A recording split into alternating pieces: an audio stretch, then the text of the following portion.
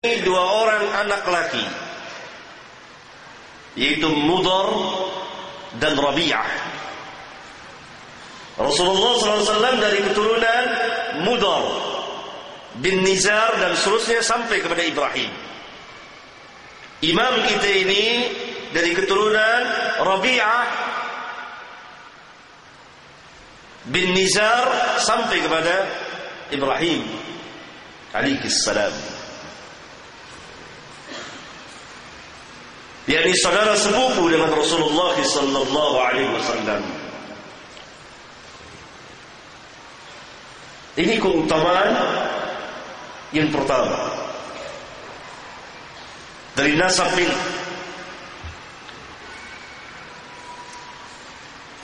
Yang kedua, kata ulama, beliau adalah orang Arab asli.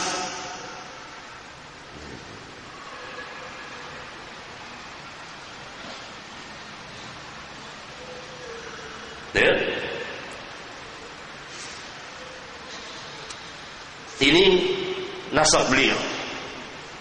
Al-Imam Ahmad bin Muhammad bin Hanbal biasanya hanya sampai di situ. Tapi nasab beliau panjang. Beliau lahir pada tahun 164 Hijriah.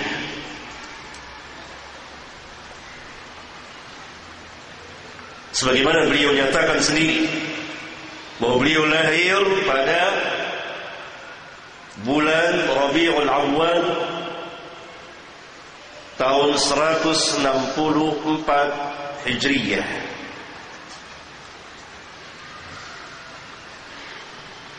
Ayahnya meninggal muda, usia 30 tahun.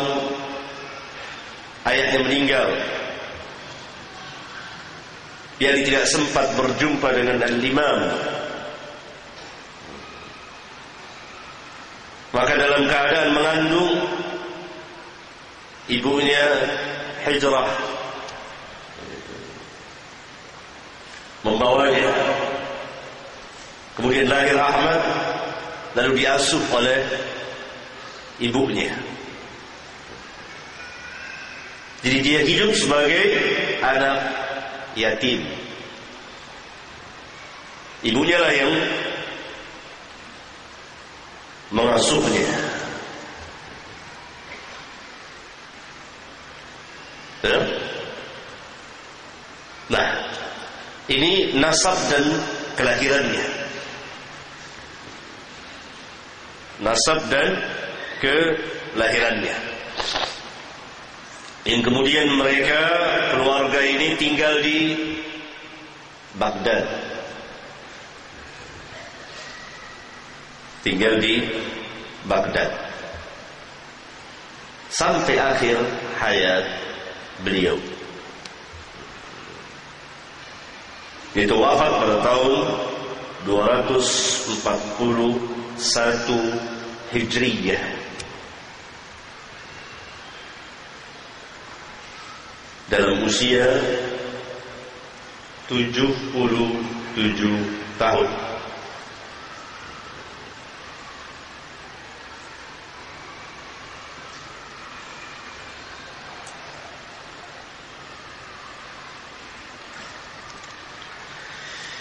Beliau pada masa kecilnya, sebagaimana kebiasaan anak-anak, masuk ke tempat belajar Al-Quran, dan begitulah seterusnya sampai pada usia 15 tahun.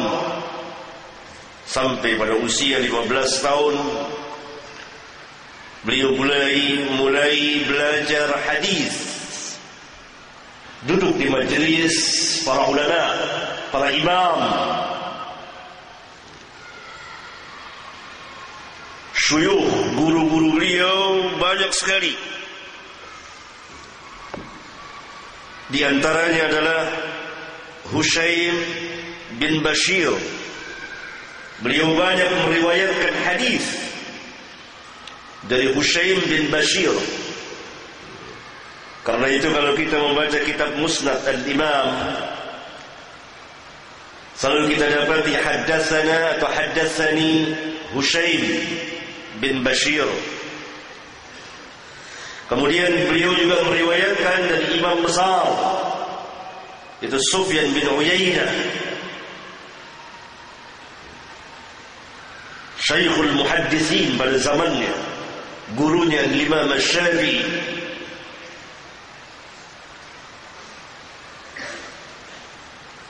Kemudian beliau meriwayatkan juga dari Yahya bin Abi Zaidah dan seterusnya, berpuluh bahkan beratus. Di antaranya lagi adalah Al-Imam Yazid bin Harun,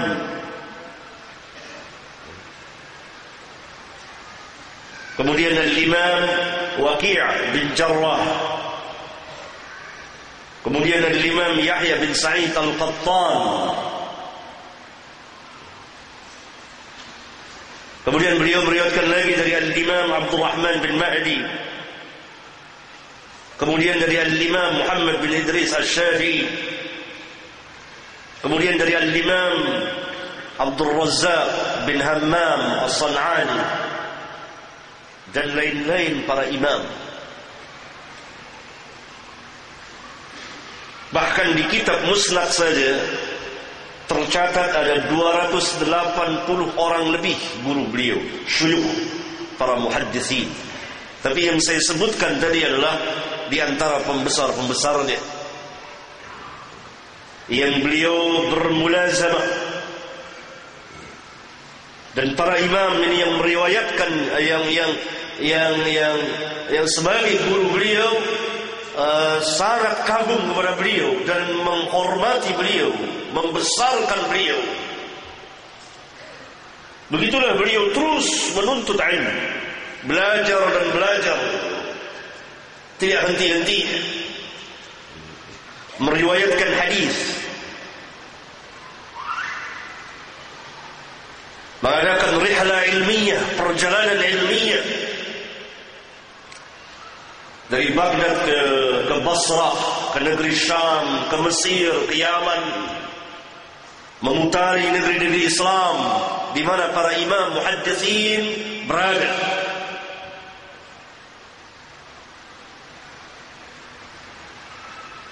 Dan dari masa mudanya ketika dia belajar hadis, telah dikenal ketinggian akalnya, kecerdikannya, kepintarannya, wara'nya, zuhudnya, alimnya, takwanya, dan seterusnya.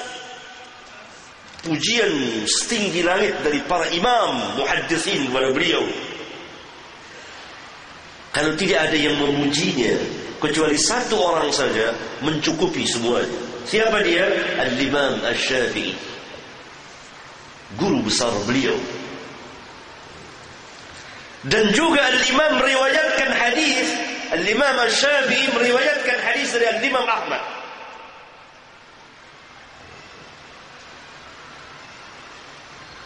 Tapi Al-Imam Asy-Syafi'i tidak menyebut namanya.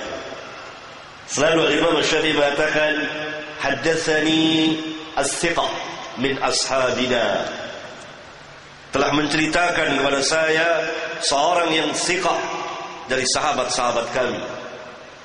Kalau ada demikian, maka yang dimaksud adalah Imam Ahmad.